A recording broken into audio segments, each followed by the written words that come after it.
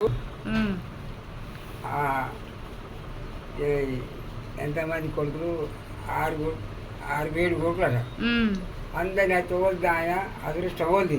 ఉమ్, అదృష్టం ఉంది ఆయన నీదైనా ఆయన నీదైనా అందరూ అనట. ఉమ్, అదృష్ట భారత దేవుళ్ళు ఊళ్ళ దేశాలకేనా ఆయన అనట.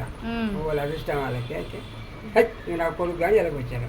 ఉమ్, ఇక ఆ బుచ్చ వేయండి అమ్మ, బుచ్చ వేయండి ఓ ఎక్కలారా ఓయన్నలారా, బుచ్చ వేయండి అమ్మ, బుచ్చ వేయండి ఓయమ్మలారా ఓ ఎక్కలారా ఓయన్నలారా అని బుచ్చ పడుకొని పోతున్నాడు. ఉమ్, బొచ్చలు బుచ్చం పడదట.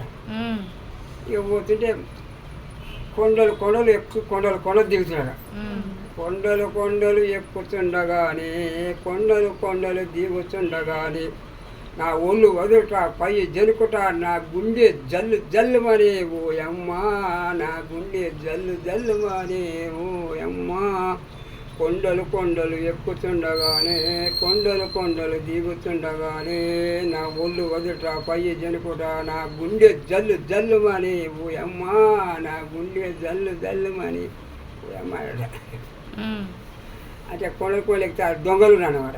ఉమ్, దొంగలు చూసి భయపడ్డాడు. ఇక దొంగలు కాకపోతే ఇంకా నరికేసింది ఉమ్, హత్య. ఉమ్.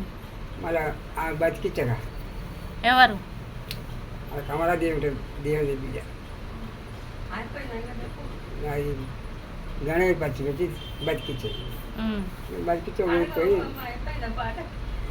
బతున్నాడు. అది పెద్ద కథ, 2 మాటలు చంపుతారు ఆయన.